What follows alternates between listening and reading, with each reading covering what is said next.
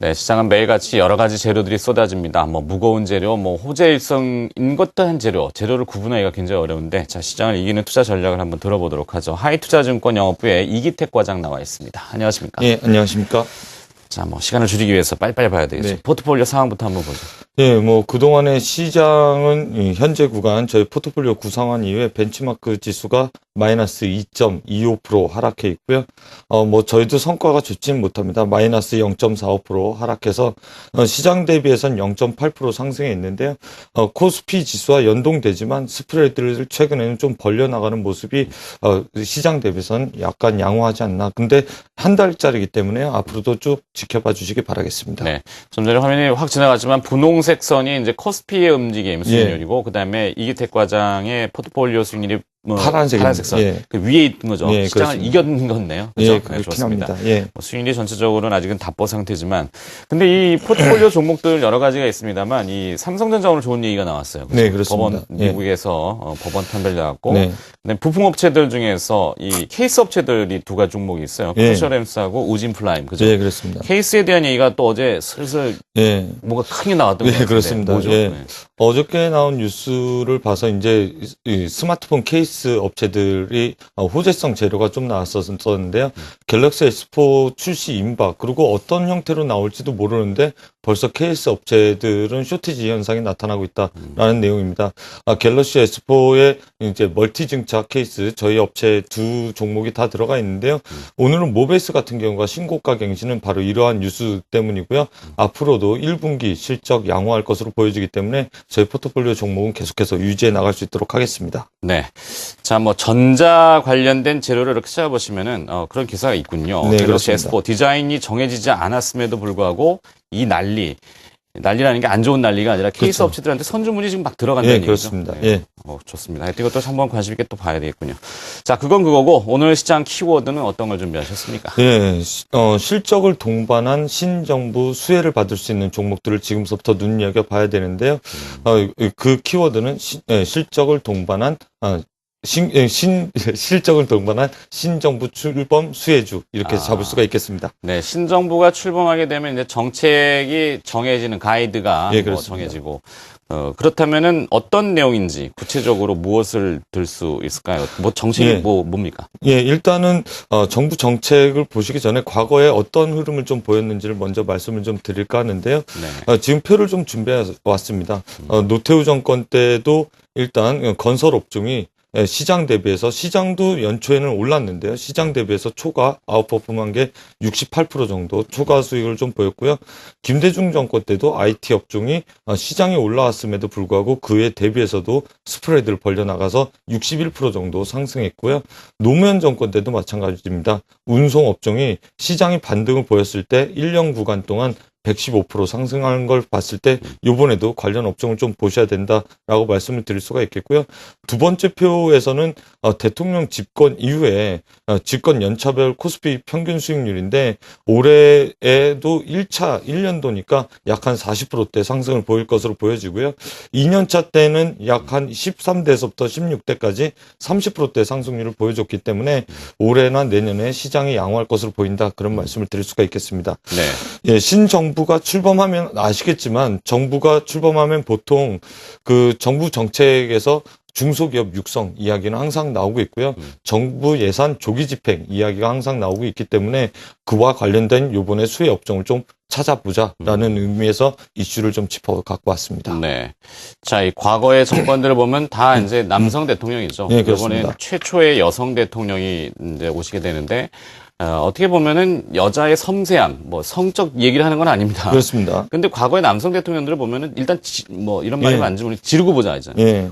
고용을 늘리고 그다음에 그걸 통해서 소비를 진작하고 경기를 부양하고 네. 대체적으로 이래요. 그렇죠? 건설을 하고 막. 그렇습니다. 진짜. 예.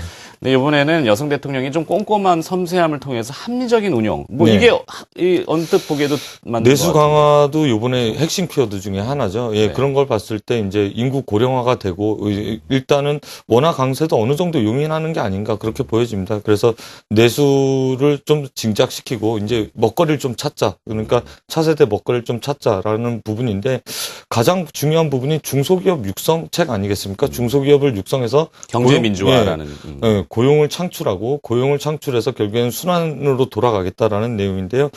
그와 관련된 종목이 있어서 오늘 하나 들고 나와봤습니다. 네, 어떤 기업인지 한번 기업 볼까요? 예, 처음 NC라는 종목인데요. 처음 NC. 예, 그렇습니다. 이게 사명이 좀 특이하군요. 예, 네. 뭐 처음처럼도 아니고 예, 처음 그러니까, NC라는 네. 처음 종목. NC. 예. 네, 어떤 기업인가요? 예, 어떤 기업이냐면 좀 생소하실 분들이 있을 텐데 저희가 한국 사이버 결제 얘기할 때는 결제 대행을 개인 대 기업 간의 결제 대행을 해주는데 처음 NC가 B2C. 예, 그렇습니다.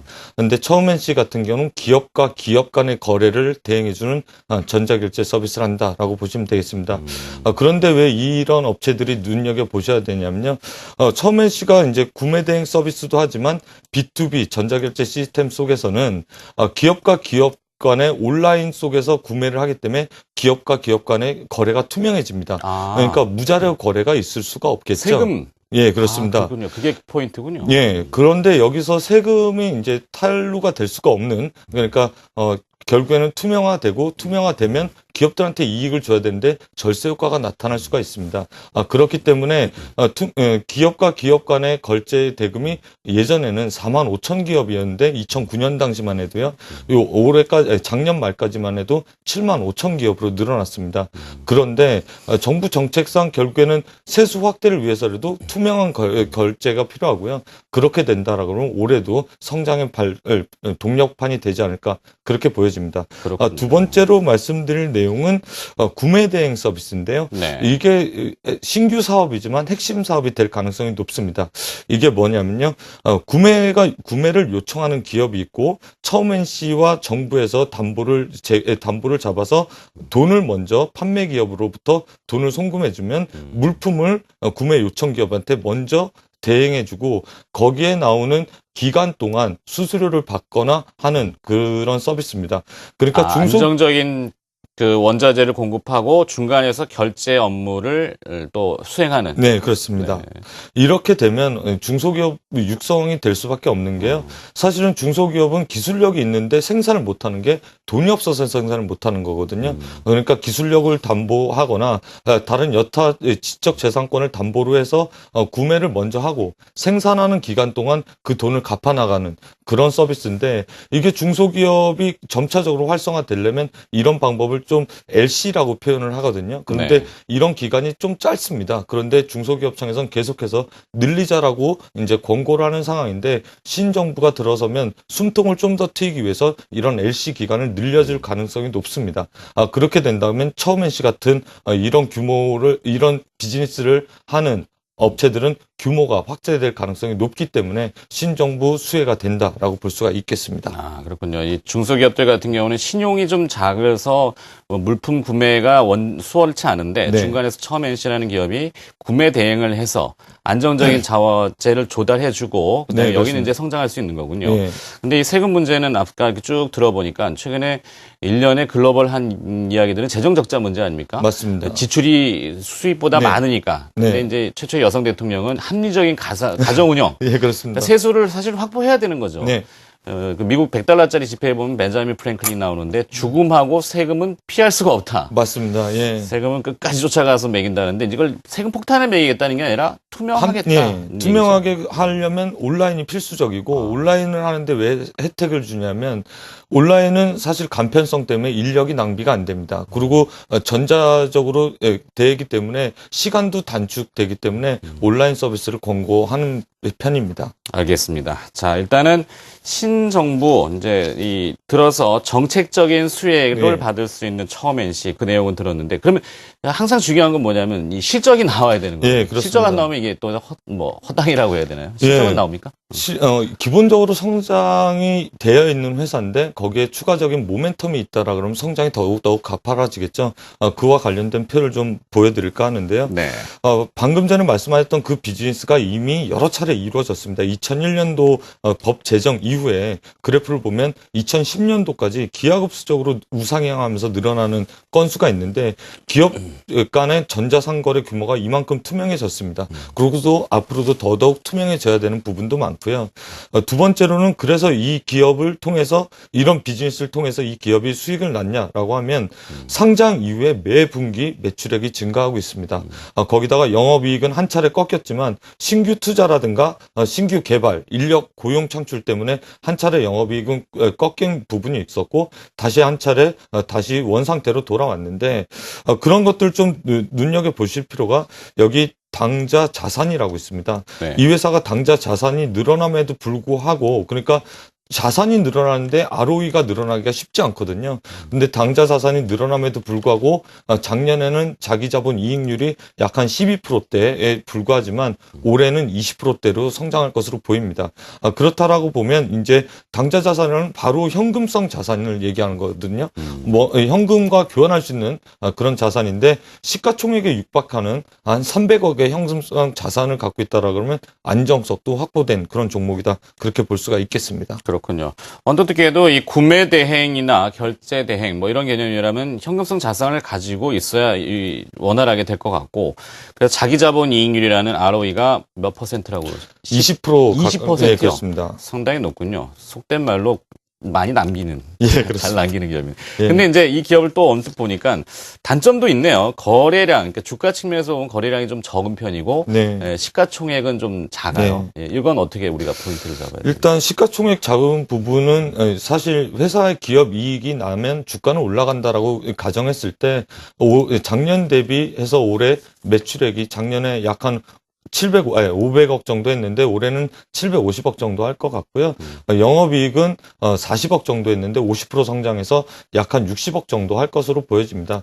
그렇다 그러면 경쟁사 대비해서도 약 한 30% 이상 디스카운트 되어 있는 것으로 보여지는데 그렇다 그러면 시가총액은 뭐 저희가 예상했던 대로 한 600억대 시가총액을 보일 것으로 보입니다. 지금 300억대 초반이니까 거의 주식으로 봤을 때 영업이익률로 봤을 때는 50%, 주식으로 봤을 땐 거의 100% 성장이 가능한 그런 종목이다 그렇게 보여지고요. 중장기적인. 예, 중장기적으로 봤을 때. 단기에 그렇게 된다는 건 예, 아니에요. 그렇습니다. 예. 그리고 올해 한 해를 예상한 거기 때문에 올해 한 해 주가 추이를 계속해서 눈여겨보실 필요성이 있다라고 보여집니다. 그렇다 그러면 당연히 거래량이 있어야 손바뀜이 있어야 네. 주가가 N자형 상승 패턴을 그릴 것으로 보여지기 때문에 그런 결과까지 차후에 차근차근 지켜보셔야 될 종목이다. 그렇게 판단이 됩니다. 그렇군요.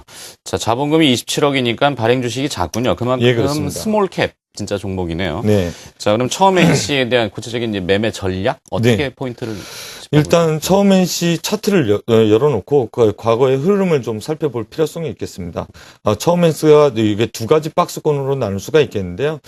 지금 밑에 하단 박스권은 방금 전에 말씀드렸던 구매 대행 서비스 하기 전 단계, 그리고 구매 대행 서비스 한 다음에 매출액이 늘어난 단계, 그렇게 보시면 되겠습니다.